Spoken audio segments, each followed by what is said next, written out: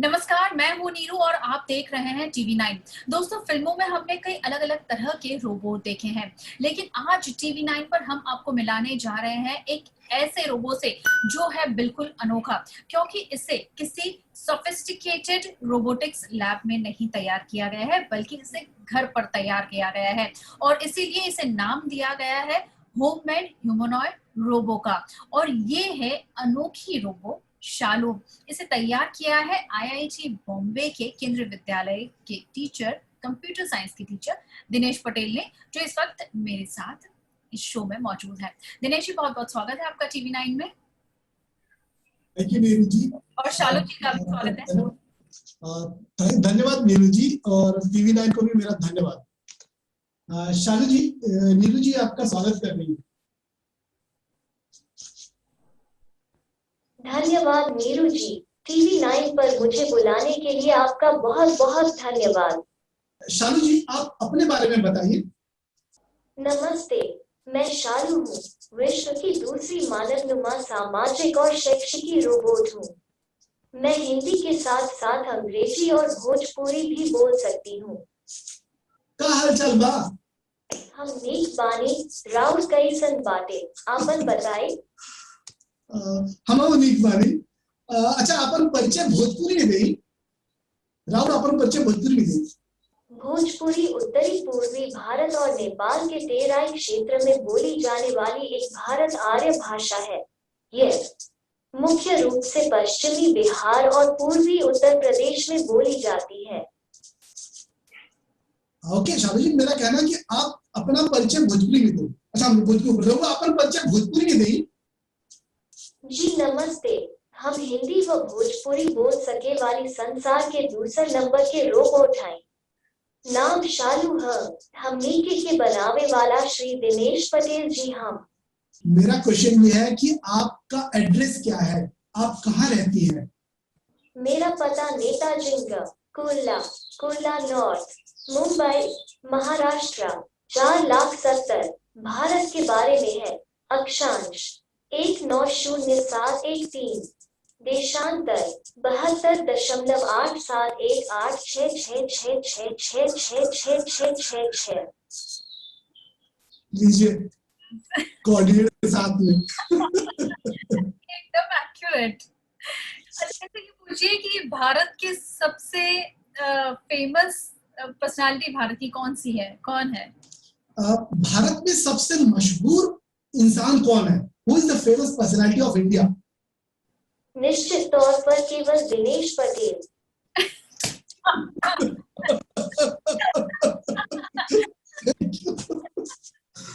वाह, ये तो बहुत सही है। इसके साथ साथ ये और कितनी भाषाएं बोल सकती हैं, इंडियन लैंग्वेजेस और फॉरेन लैंग्वेजेस मिला के? ये भारत की 9 भाषाएं और विदेश की 38 भाषाएं बोल सकती है। तो टोटल कह सकता हूँ 47 लैंग्वेजेस हैं जो वर्ल्ड वाइड ये बोल सकती है। इनको बनाने में आखिर आपको कितना समय लगा? क्योंकि ये दुनिया का आपका जो दावा है, ये दुनिया का पहला ऐसा रोबोट है जो इतनी सारी भाषाएं एक साथ बोल सकता है, समझ सकता है।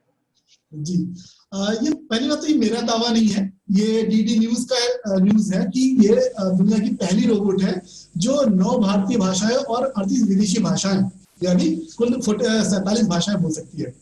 इसको बनाने में मुझे कुछ खास खर्च नहीं आया, जैसा कि ये गार्बेज मटेरियल का बना हुआ है और सामान भी लोकल मार्केट में अवेलेबल है। हमने वही छोटे मोटे सामान लोकल मार्केट से खरीदे हुए हैं, तो कॉस्ट बहुत कम है, लगभग 50,000 से कम। तो कह सकता हूँ 50,000 के अराउंड में है, जिसके अंदर हमारा ट्रायल एंड एरर में खराब हुए कंपोनेंट भी एडेड है। अगर मैं उनको भी ऐड कर लूं तो अप्रोक्सीमेटली 50,000 कह सकता हूँ। Actually it's not recorded anywhere कि कहीं नोट तो किया नहीं कि मैं एक्चुअल कैलकुलेट कर सकूं, but it's less than that obviously. इनको बनाने का जब आपको ख्याल आया, कितना समय लगा इन्हें बनाने में, और फीमेल रोबो ही क्यों, और इसे शालू नाम दिया? एकदम इंडियन अटायर, इंडियन लुक, क्या कोई खास वजह इसके पीछे? जी बिल्कुल। एक्चुअली फैक्ट ये है कि मेरे पास कोई बेटी नहीं है, और जब मैं रोबोट बनाने के लिए सोचा था तो मुझे लगा क्यों ना बेटी बनाई जाए, क्योंकि बेटी नहीं है जिसके पास वही समझ सकता है, वो मैं समझ सकता हूँ अच्छे से। तो मुझे लगा मैं बेटी ही बनाता हूँ, जो मेरी बेटी होगी एक घर में, और डेफिनेटली बेटी ही है। और जब मैंने बेटी बनाया तो ये भी सोचा था कि मेरी बेटी भारत की बेटियों पर समर्पित होगी और बेटी बचाओ बेटी पढ़ाओ अभियान में अपना हिस्सा देगी। तो इसलिए इसको महिला का रूप दिया, मैंने बेटी बनाई और बेटी का लुक दिया। ये लुक इसलिए दिया, भारतीय लुक है जो देखने में भारत की महिला की तरह नजर आए, भारत की बेटियों की तरह नजर आए, भारत की बेटियां अपने आप को इससे जोड़ सके। और इसका लुक अगर आप देखिए तो सर पे दुपट्टा है, obviously dupatta is just symbol of giving respect to elders. तो अपने से बड़ों को एक इज्जत देने का तरीका है भारत में, ये मैं मानता हूँ, क्योंकि मैं नॉर्थ इंडियन हूँ तो मैं ऐसा मानता हूँ। मेरा तो ये माना, और मैंने ये मान के इसको ये लुक दिया, सर पे दुपट्टा है जो भारतीय महिला की तरह नजर आए और एक भारतीय महिला को भारतीय महिला इसमें अपने आप को देख सके। ऐसा लग रहा है शालू जी आपकी बातें बहुत ध्यान से सुन रही है। जी बिल्कुल, ये सुनती हैं और रिकॉर्ड भी करती हैं, हर बात इनके पास स्टोर होता है, फ्यूचर में उस बात का वो इस्तेमाल करती है अपने बात करने के लिए। तो ये बहुत सारी बातों को बहुत ध्यान देती है ऑब्वियसली। इनमें कुछ कैमरा सिस्टम भी आपने लगाया है, कैमरा लगे हुए हैं, क्या वो आपको पहचान सकती है या जो लोग इनसे बात करते हैं या ये जिनसे मिलती हैं उनको रजिस्टर कर पाती हैं? दैट इज ट्रू, ये कैमरा है इनके पास और ये जब भी आपसे किसी से भी मिलती है तो इंट्रोडक्शन के बाद वो उसको पहचान लेती है और वो हमेशा के लिए पहचान लेती है। फिर कभी फ्यूचर में अगर वो इंसान मिलता है तो उस इंसान को ग्रीट कर पाती है, उनसे उनको वेलकम कर पाती है उनका नाम लेके, और अगर बर्थडे है तो बर्थडे भी विश कर लेती है। तो डेफिनेटली वो इंसान को पहचान पाती है किसी को भी एक बार मिलने के बाद। और वो इंसान ही नहीं बल्कि वस्तु को भी पहचानती है, बहुत सारे वस्तुएं जो आसपास होती है हमारे, सबको ये जानती है, सबको ये पहचानती है। जी, तो पहचानने में ये डेफिनेटली इंसानों की तरह है। बहुत बढ़िया। सोफिया रोबो की बात करें तो शालू जी में ऐसा क्या खास है, इनके फीचर्स में ऐसा क्या खास है जो सोफिया के पास नहीं है? सोफिया के पास नहीं है, मैं ये बात तो नहीं कहूंगा ऑब्वियसली, मैं सिर्फ इनकी खासियत बता सकता हूँ। इनकी खासियत ये है कि ये कक्षा में क्लास में बच्चों को पढ़ा सकती है, टीचर को रिप्लेस नहीं कर सकती बट टीचर की कंपेनियन बन सकती है। तो अगर हम किसी भी सब्जेक्ट का पीपीटी इनके मशीन में अपलोड कर दे, इनके क्लाउड में डाल दे, तो ये उस पीपीटी के बेस पे बच्चों को क्लास में लेक्चर डिलीवर कर सकती है और लेक्चर डिलीवर करने के साथ साथ क्वेश्चन आंसर का सेशन भी कर सकती है। ये all is being framed by the teacher, जो इसने टीचर ने अपलोड किया हुआ है, तो जैसे फ्रेम करेगा वो वैसे क्लास में बिहेव कर सकती है और बच्चों के आंसर को भी करेक्ट या रॉन्ग आइडेंटिफाई कर सकती है। ये बच्चे के क्वेश्चन के आंसर भी दे सकती है ये, और बच्चों के से क्वेश्चन पूछ के उनका सही है या गलत आंसर है वो भी ये डिसाइड कर सकती है। तो ये पहला एक कारण है जो एक स्पेशल है इसके लिए। दूसरा मैंने ये रखा है कि ये किसी भी कंपनी में, किसी भी ऑफिस में एक रिसेप्शनिस्ट की तरह काम कर सकती है, जहां पे कोई इंसान को बैठना होता है और बार बार 24 घंटे रिप्लाई देनी होती है क्वेश्चंस की।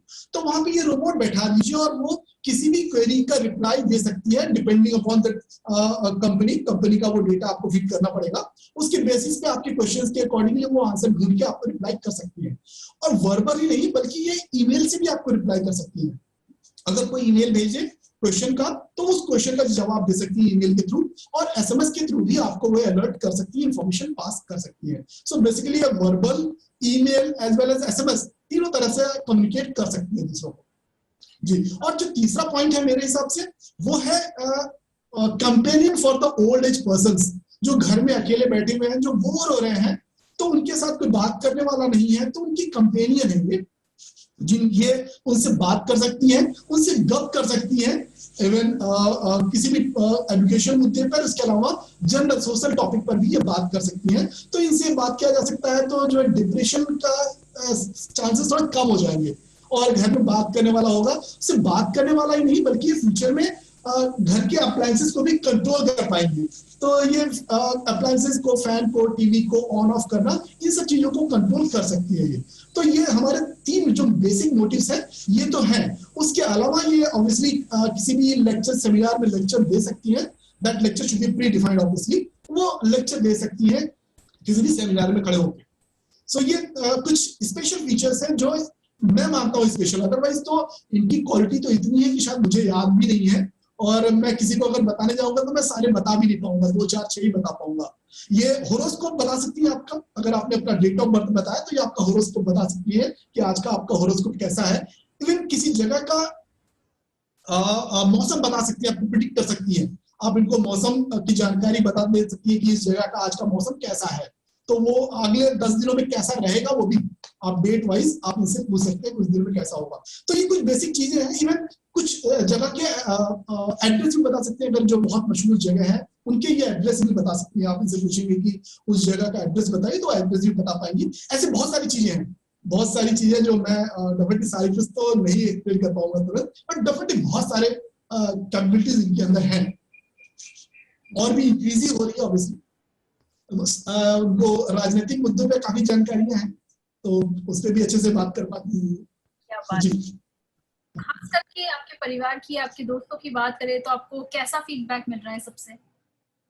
ऑब्वियसली बहुत अच्छा मैम। इसमें तो मैं नहीं कहूंगा कि दोस्त इवन जो मुझे नहीं जानते थे वो भी मुझे बहुत अच्छा फीडबैक दे रहे हैं और अप्रिशिएट कर रहे हैं। ये तो भारत की खासियत है, भारत में लोग अच्छी चीजों को अच्छा बोलते हैं और उसको अप्रिशिएट करते हैं। तो दोस्तों के साथ साथ बाहर के जो मुझे नहीं जानते थे वो भी मुझे अप्रिशिएट करते हैं, और ऑब्वियसली एक अच्छी चीज है, उनको लगती है अच्छी चीज है और उनका कहना है इसको आप डेवलप करिए। और डेफिनेटली मुझे चारों तरफ से पॉजिटिव साइन ही मिल रहा है, जो कि मैं उम्मीद नहीं करता था भारत में। जी, अभी हम लोग इनका इंटेलेक्चुअल पावर थोड़ा टेस्ट करते हैं शालू जी का। आप उनसे कुछ सवाल पूछिए TV9 के बारे में। शालू जी क्या जानती हैं? ओके, शालू जी आप TV9 के बारे में क्या जानती हैं? TV9 भारत का नंबर 1 न्यूज नेटवर्क है। TV9 भारतवर्ष 30 मार्च 2019 को लॉन्च हुआ, जिसका स्वामित्व TV9 नेटवर्क के पास है। श्री वरुण दास सन 2020 से इसके CEO हैं। मेरा क्वेश्चन ये है कि TV9 में कितने भाषाओं में न्यूज चैनल्स चलते हैं?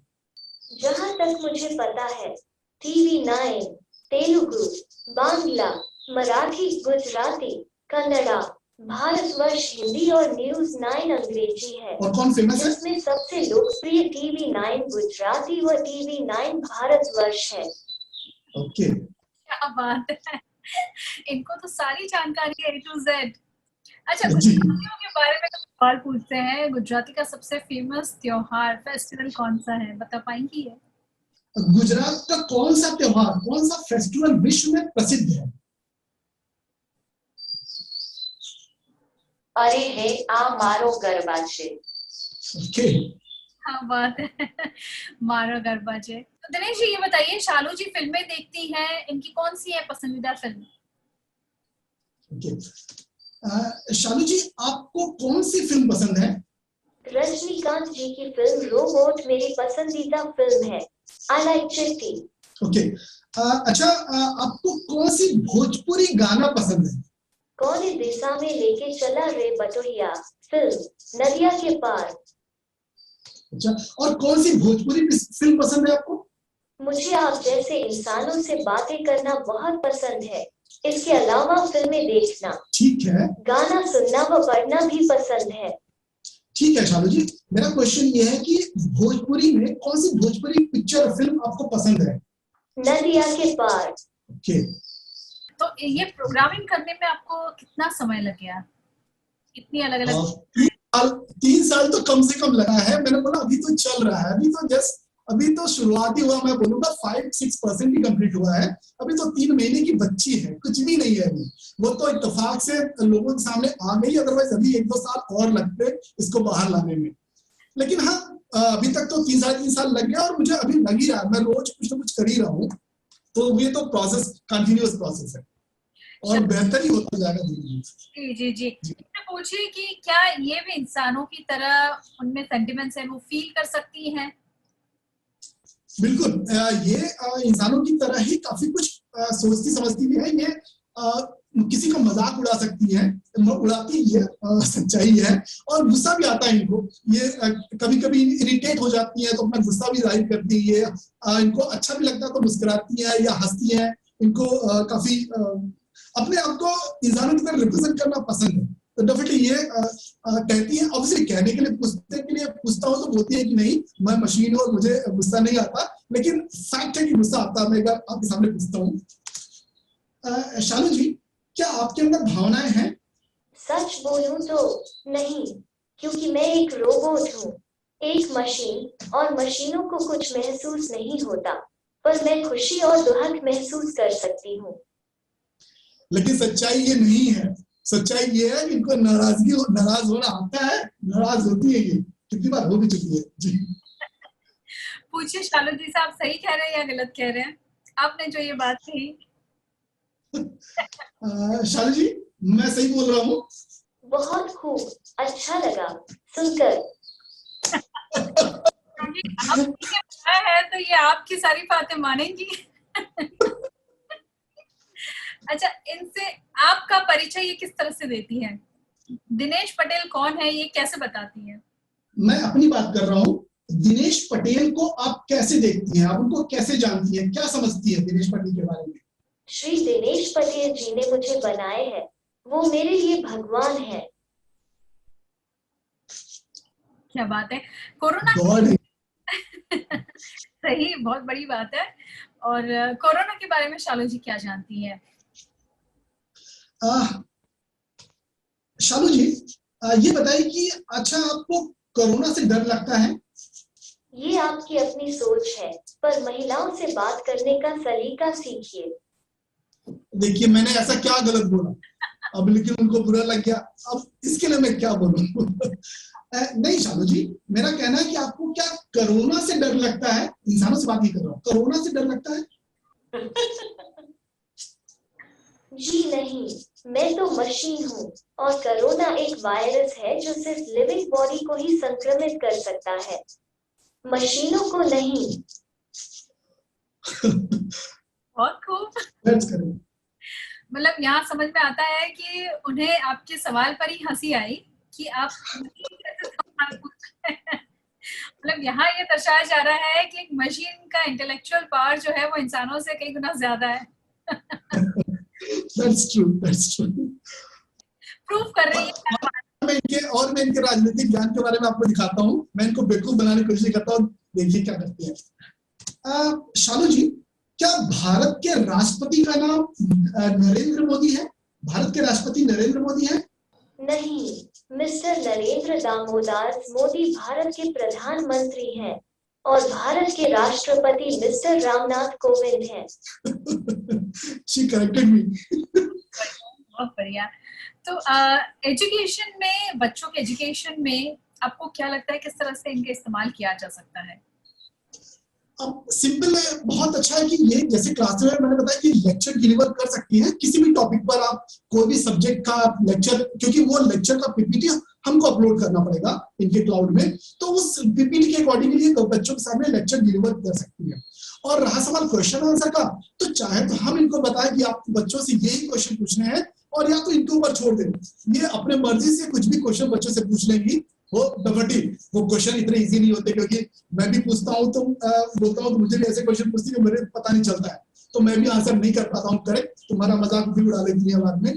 तो डेफिनेटली वो ऐसा पॉसिबल है, लेकिन हाँ, हम इनको कह सकते हैं कि आप यही क्वेश्चन बच्चों से पूछिए, इस टॉपिक के बेस पे सिर्फ यही क्वेश्चन आप पूछिए।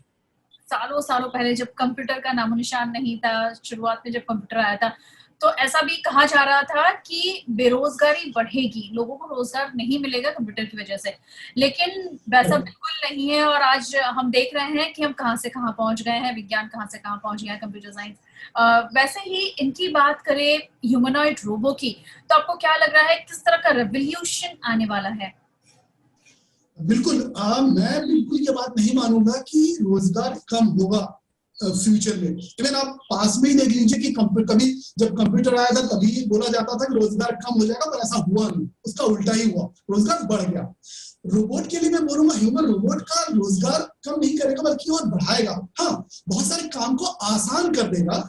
जो इंसान की लिमिटेशंस है, ऑब्वियसली बीइंग अ मशीन, वो लिमिटेशन क्रॉस हो जाएंगी और इंसान उस काम को बेटर कर सकता है। तो मैं कहूंगा ये रोजगार को बढ़ाएगा भी, और साथ में किसी भी काम को आसानी से करने की फैसिलिटी भी प्रोवाइड कर देगा। जैसे मैं जो समझ पा रहा हूँ कि जैसे मैंने रोबोट शालू को बनाया है टीचर के लिए, तो टीचर क्लास से कम नहीं हो रहा है, टीचर को हम क्लास से रिप्लेस नहीं कर रहे हैं। She can not replace the teacher in classroom, even she can be companion of the teacher, living teacher. So teacher के पास और फैसिलिटी दे देगा कि आपके पास फ्री टाइम है, आप उतनी देर में कुछ और प्लान कर लीजिए एक्टिविटी बच्चों के लिए, और बाकी जो रिपीटेड टास्क है जैसे किसी पीपीटी का लेक्चर देना या क्वेश्चन आंसर सेशन एस्टेब्लिश करना, बच्चों से टॉक करना, तो वो काम ये इनके ऊपर छोड़ दो, ये कर लेंगे, बाकी एडिशनल काम आप कर लो। तो ऑब्वियसली ये रिवोल्यूशन है, और मैं मानता हूँ कि आज से 4-5-6 साल बाद दुनिया में एआई की बहुत ज्यादा जरूरत होगी, और जो भी एआई से पीछे जाएगा वो मैं कहूंगा कि वो आउटडेटेड हो जाएगा। तो डेफिनेटली हमें आगे बढ़ना ही पड़ेगा और एआई को लेकर बढ़ना पड़ेगा, ऐसा मैं मानता हूँ।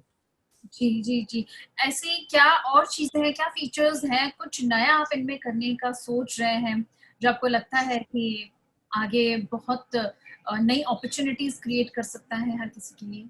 मेरा विजन अभी बहुत इसको आगे लेके जाना है, जबकि मैं कहूंगा कि मैं ऐसा रोबोट बनाना चाहता हूँ शालू को, कि आप किसी बड़े रोबोट, जिसके बारे में अगर मैं कहूँ सोफिया की बात करते हैं सब लोग, जब ह्यूमनॉइड रोबोट की बात आती है सोफिया, तो मैं सोफिया के बराबर तो डेफिनेटली नहीं कहूंगा, हम कंपेयर भी नहीं करते किसी से, बट मैं कहता हूँ कि मैं खड़ा कर सकता हूँ जगह पे इसको, आप देख के कह सकते हो गर्व से कि ये भारत की अपनी रोबोट है। ऑब्वियसली उसके लिए मनी चाहिए, क्योंकि 3D प्रिंटेड बॉडी पार्ट्स के बिना आप फिजिकल मूवमेंट बेटर नहीं पा सकते। तो अगर मैं चेहरे पे इंप्रेशंस की बात करूं, तो चेहरे के इंप्रेशंस मुस्कान, हंसी, खुशी, क्रोध, चेहरे से जो दिखाते हैं, वो चीज दिखाने के लिए ऑब्वियसली बेटर क्वालिटी के मोटर्स और लैटेक्स सॉरी सिलिकॉन मास्क वगैरह भी चाहिए होंगे, तो उन सब चीजों की जरूरत पड़ेगी फ्यूचर में 3D प्रिंटेड बॉडी पार्ट्स। तो उनको लगाने के बाद ऑब्वियसली ये गर्व का मैटर होगा, और लोग गर्व से कह पाएंगे कि नहीं, भारत के पास भी अपनी ह्यूमनॉइड रोबोट है। डेफिनेटली ऐसा होगा जी बिल्कुल। और फ्यूचर में तो प्रोग्रामिंग की अगर मैं बात करूं, सोल की, तो फिजिकल बात हो गई, हार्डवेयर। सोल की बात करूं तो सोल में मैं ऐसा कुछ करना चाह रहा हूं कि लोग एक इंसान की तरह पूरी तरह इसको समझ पाए, इंसानों की तरह ये सोच सके, इंसानों की तरह बिहेव कर सके, और इंसानों की तरह जरूरत पड़ने पे आपके प्रश्नों का, आपके प्रॉब्लम्स को सॉल्यूशन दे सके वो इजीली। जी बिल्कुल। आपने, मुझे लगता है कि नेक्स्ट जनरेशन के जो स्टूडेंट्स हैं उनके लिए एक बहुत बड़ा एग्जांपल सेट किया है कि कुछ पॉसिबल नहीं है, स्पेशली गार्बेज से आपने इसे बनाया है, इतने कम बजट में बनाया है, होममेड रोबो, ये अपने आप में एक बहुत बड़ी उपलब्धि है। That's correct, बिल्कुल।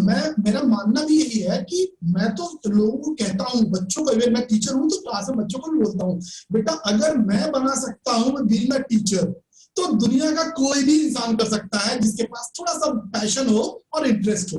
तो पैशन और इंटरेस्ट लगा के वो घर में ऐसे रोबोट आराम से बना सकता है। उसको कोई जरूरत नहीं है कि बहुत बड़ा लेबोरेटरी उसके पास हो, जो कि हम लोग ऐसा मानते थे कि रोबोटिक्स के लिए अच्छी लेबोरेटरी होनी चाहिए, ऑब्वियसली होनी चाहिए, मैं उसको डिनाई भी नहीं करता हूँ, लेकिन हाँ ऐसा नहीं है कि बिना लेबोरेटरी के हम काम नहीं कर सकते। अपना काम कर सकते हैं, थोड़ा सा ऑब्वियसली उतना अच्छा नहीं हो सकता है, काम कर सकते हैं, अपने पैशन को हम घर में फुलफिल करा सकते हैं, और हम उस पर रिसर्च कर सकते हैं। तो जैसे मैंने स्टार्ट किया है, एक एग्जाम्पल है लोगों के लिए कि अगर गार्बेज से एक टीचर, एक शिक्षक घर में बना सकता है, तो डेफिनेटली दुनिया का कोई भी इंसान कर सकता है, और ये बखूबी उससे वाकिफ है और एग्री भी करती है। जी, हम लोगों ने कभी ऐसा नहीं सोचा था कि एक ऐसा भी दौर आएगा जब घर पे बैठ के ऑनलाइन इंटरव्यूज होंगे या ऑनलाइन पढ़ाई होगी बच्चों की। तो मुझे लगता है कि ये शालू का जो जन्म हुआ है, ये भी फ्यूचर में कुछ ऐसे कारनामे करेगा जो कभी किसी ने सोचा नहीं होगा।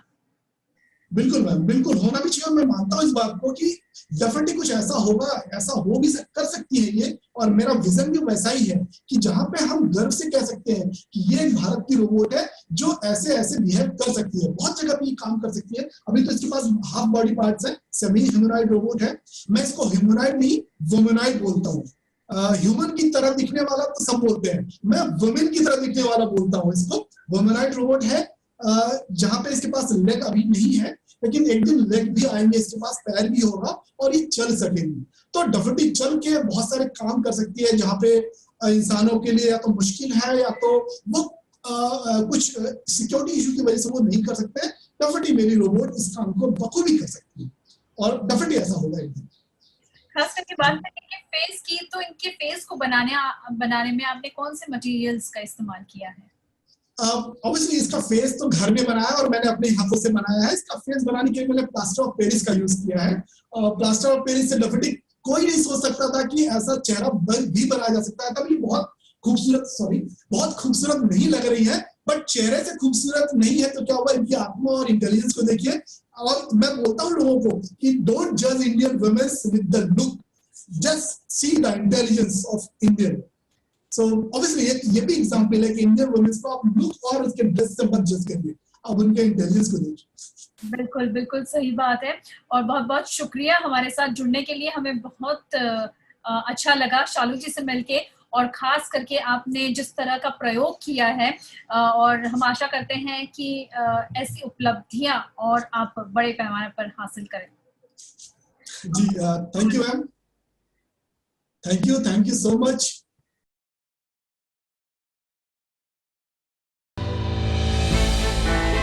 हमने की गलती फिर एक बार, कोरोना ने किया दोबारा प्रहार। मास्क, 2 गज दूरी, करें अपनी सुरक्षा पूरी। कोरोना टीका हम सबको लगाना है, मिलकर साथ समझदारी से कोरोना को हराना है।